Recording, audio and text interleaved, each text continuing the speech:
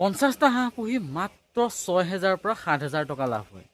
সকলোৱে কমেণ্ট কৰি আছিলে। নমস্কাৰ বন্ধুসকল, স্বাগতম সকলোকে আজিৰ নতুন এটা ভিডিঅ'লৈ। আৰু বহুতে মোক কমেণ্ট কৰিছিলে যে 50টা হাঁহ পুহি 6,000 বা 7,000 টকাহে যদি লাভ হয় তেনেহ'লে কি লাভ হ'ব। আৰু বহুতে কমেণ্ট কৰিছিলে যে দাদা বৰ্ডিঙৰ সময়ত এটা ভিডিঅ' লাগে যিটো নেকি আমাৰ উপকাৰ হ'ব, যাতে আমিও বৰ্ডিং কৰিবলৈ ভালকৈ পাৰোঁ। গতিকে আজিৰ ভিডিঅ'টো আপোনালোকৰ কাৰণে লৈ আহিছোঁ, কিয়নো আজি মই আপোনালোক সম্পূৰ্ণ ডিটেইলছত জনাম যে 50টা হাঁহ পুহি আপোনালোকে একচুৱেল 6,000 পৰা 7,000 টকা লাভ কৰিব হয়।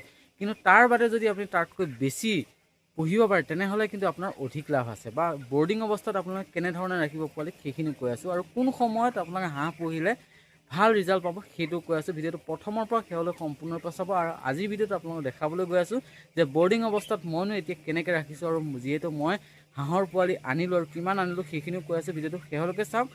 যদি ভাল পায় এটা লাইক কৰি লগৰবোৰৰ মাজতে ভিডিঅ'টো শ্বেয়াৰ কৰিব। তেনেহ'লে বলক আজি ভিডিঅ'টো আমি আৰম্ভ কৰোঁ। এতিয়া যিহেতু মই আছোঁ আপোনাৰ মোৰ ব্ৰইলাৰ ফাৰ্মৰ ভিতৰত, আৰু মই এতিয়া গৈ আছোঁ মোৰ হাঁহৰ ফাৰ্মখনলৈ। আৰু হাঁহৰ ফাৰ্মলৈ মই কিমান পোৱালি আনিছোঁ সেইটোও দেখাম। আৰু বহুতে কমেণ্ট কৰিব পাৰে এতিয়া যে দাদা এইবাৰ ব্ৰইলাৰ ইমান ডাঙৰ হ'লেহি কিয় ভিডিঅ' দিয়া নাই। আৰু ব্ৰইলাৰ ফাৰ্মৰ ভিডিঅ' দিলে আপোনালোকে ভিডিঅ'বিলাক নাচায়, গতিকে মই ব্ৰইলাৰ ফাৰ্মৰ ভিডিঅ'বিলাক এভইড কৰিছোঁ। কাৰণ মই বহুত কষ্ট কৰি বহুত টপিক ভালকৈ আপোনালোকক দেখাম বুলি ভাবোঁ, কিন্তু আপোনালোকে কি কৰে ভিডিঅ'বিলাক নাচায়। গতিকে মই টপিকবিলাক চেঞ্জ কৰি অহাৰ কাৰণটো হ'ল সেইটোৱেই। ঠিক আছে, আপোনালোকে যদি নাচায় তেনেহ'লে মই ভিডিঅ'বিলাক বনাইলোঁ কি লাভ আছে।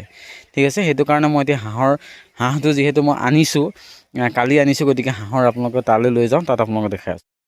আৰু এইটো হৈছে মোৰ হাঁহৰ গঁৰালটো, আপোনালোকে দেখা পাইছে আগৰ ভিডিঅ'ত যোনে চাইছে। এইটো হৈছে মোৰ হাঁহৰ গঁৰাল। আৰু ইয়াতে একচুৱেলি এইবাৰ মই বৰ্ডিং কৰিছোঁ, ফাৰ্ষ্ট টাইমৰ কাৰণে ইয়াত বৰ্ডিং কৰি আছোঁ। আৰু আগতে মই বৰ্ডিং কৰোঁ, ফাৰ্মত বৰ্ডিং কৰোঁ, নহ'লে ঘৰৰ ভিতৰতো বৰ্ডিং কৰোঁ। ঠিক আছে, এতিয়া বৰ্তমান এইবাৰ যিহেতু গৰম, বহুতেই গৰম দি আছে, আজি হয়তো 36 মান হৈছে, গতিকে ইয়াতে বৰ্ডিং কৰিছোঁ। আৰু কালি আহিছিলে এনেকুৱা সময়তে। ঠিক আছে, আৰু এতিয়া কথাটো হ'ল বহুতে মোক বৰ্ডিঙৰ সময়ত ভিডিঅ' দিবৰ কাৰণে কৈ আছিলে, গতিকে আজি সম্পূৰ্ণকৈ লৈ আহিছোঁ। আৰু কালি আনিছিলোঁ পোৱালি, আৰু এইটো লোকেল পাতিহাঁহ হয়। আৰু মই যিহেতু এতিয়ালৈ আপোনাৰ কালাৰ পেটিন হাঁহ পোহা নাই, কাৰণ কালাৰ পেটিন হাঁহ ঠায়ে ঠায়ে মাৰ্কেটিং আছে, কিন্তু বহুত ঠাইত কি হয় মাৰ্কেটিং নাই। গতিকে মই সেইটো কাৰণে লোকেল পাতিহাঁহ যিটো নেকি সকলো মানে কাটিং বেপাৰীয়ে লৈ যায়, গতিকে সেইটো বিধেই মই এতিয়ালৈ পুহি আছোঁ। মোৰ 3 নম্বৰ বেটছ সেইটো সৈতে। যিহেতু মই ফাৰ্ষ্ট টাইম পঢ়িছিলোঁ 100 হাঁহ, তাৰপিছত পঢ়িলোঁ মই ছেকেণ্ডত 50টা হাঁহ। অৰ্থাৎ মই 50টা হাঁহ মানে এনেই মানে ভাইটি এটা আনিছিলে, মই একচুৱেলি মোৰ প্ৰিপেৰেশ্যন আছিলে 100 হাঁহ পোহাৰ, কিন্তু যেতিয়া ভাইটি এটা আনিলে 50টা, তাৰ লগতে মানে 100 হাঁহ আহে, গতিকে মই কৰিলোঁ কি মোক 50টা দি দিবি বুলি 50টা মই ৰাখিছিলোঁ। ঠিক আছে, সেই বিটটো মই কমপ্লিটলি বেচিলোঁ।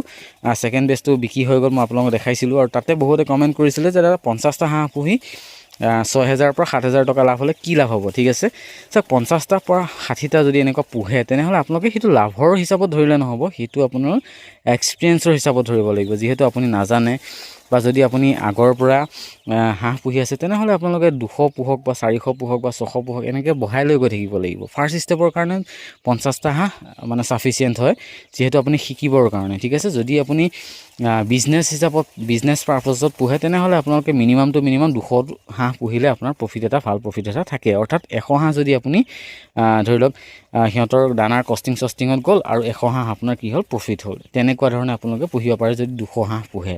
আৰু এতিয়া কথাটো হ'ল এইকেইদিন মাৰ্কেটিঙত আপোনাৰ হাঁহৰ মানে মাৰ্কেটিং বহুতেই বেছি হৈ আছে, আৰু তাৰ কাৰণে কি হৈছে পোৱালি ছাপ্লাইটো কমি আছে। ঠিক আছে, পোৱালি ছাপ্লাই নাই।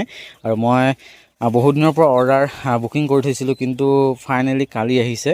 আৰু এঠাইত মই মানে বুকিং কৰা হৈ আছিল যদিও তেখেতে দিব নোৱাৰিলে, যিহেতু সেইটো কাৰণে কি কৰিলোঁ তাৰ পৰা আকৌ বেলেগ এঠাইত বুকিং কৰি কেনে কালি লৈ আহিছোঁ। আৰু ফাইনেলি মই এতিয়া হাঁহ আনিলোঁ আপোনাৰ 200 অৰ্ডাৰ দিছিলোঁ, কিন্তু 200ৰ পৰা অলপ কমাই ল'লোঁ মানে কষ্টিঙৰ কাৰণে।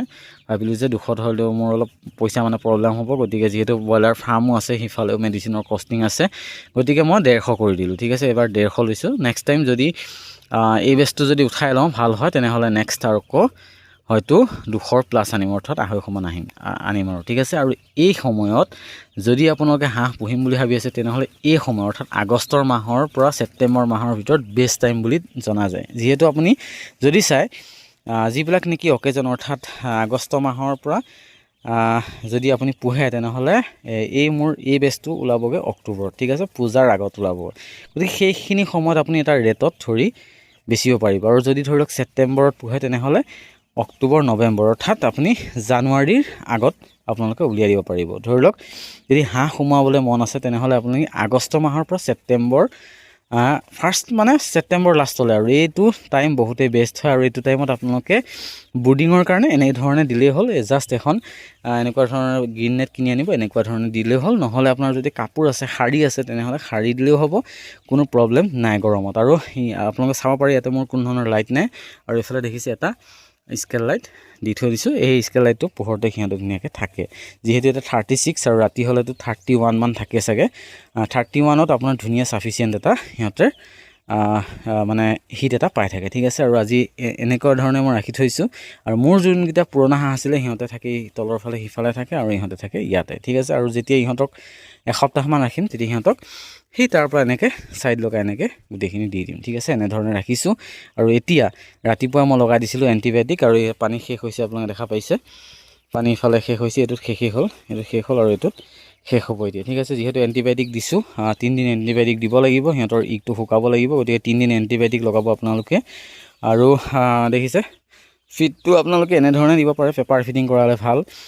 পেপাৰ ফিডিং মই কৰাই আছোঁ, আৰু কালিৰ পৰা কি কৰিম, পেপাৰ সিহঁতক উঠাই দিম। আৰু সিহঁতে কিন্তু পেপাৰটো বহুত বেয়া কৰে, ঠিক আছে। তাৰ কাৰণে আপোনালোকে সলাই দিব লাগিব, সেইখিনি অলপ মেহনত কৰিব লাগিব, ঠিক আছে। গতিকে আজি এইখিনিয়ে দেখালোঁ, বৰ্ডিং অৱস্থাত দেখালোঁ কেনেকুৱা ধৰণে কি ৰাখিছোঁ। আৰু বহুতে কমেণ্ট কৰিছিলে যে দাদা এবাৰ বৰ্ডিং টাইমত দেখাব কেনেকুৱা ধৰণে ৰাখে, সেইটো দেখালোঁ। আৰু আপোনালোকক কৈ দিওঁ এতিয়া মোৰ দামটো, অৰ্থাৎ মই কিমানকৈ এই হাঁহখিনি আনিলোঁ, অৰ্থাৎ মই 45K উইথ ডেলিভাৰী, ঠিক আছে। উইথ ডেলিভাৰী 45K মই আনিলোঁ। আৰু এতিয়া যিহেতু ৰেটটো অলপ বাঢ়িছে বুলি শুনিছোঁ, গতিকে তথাপিও 45ত আনিছোঁ, আৰু যিয়ে নহওক। আৰু বিটটো ভাল হ'ব বুলি কৈছে, যিহেতু পোৱালিটো একেই বোলে গম নাপায়, গতিকে ডাঙৰ হ'লেহে গম পাম যে কেনেকুৱা বিট কি আহিছে, ঠিক আছে। আৰু আজি আপোনালোকক এইখিনিয়ে দেখালোঁ বৰ্ডিং অৱস্থাত ফাৰ্ষ্ট ডে, অৰ্থাৎ কালি আনিছিলোঁ, আজি ফাৰ্ষ্ট ডে বুলি ধৰিব পাৰি। যে দেখালোঁ, যদি ভিডিঅ' চাই ভাল পাইছে সকলোৰে মাজত ভিডিঅ'টো শ্বেয়াৰ কৰিব, যাতে আপোনালোকে এনেকুৱা ধৰণে পুহি ভাল এটা ইনকম কৰিব পাৰে। আৰু যদি আপোনালোকৰ হাঁহৰ আৰু নেক্সট পাৰ্ট লাগে যে ৰাতি মই কি ভিটামিন ইউজ কৰিছোঁ বা কেনেকুৱা ধৰণে ৰাখিছোঁ ৰাতিৰ, যদি এনেকুৱা ভিডিঅ' লাগে তেনেহ'লে কমেণ্ট কৰিব, মই নেক্সট এটা ভিডিঅ' আকৌ বনাই দিম।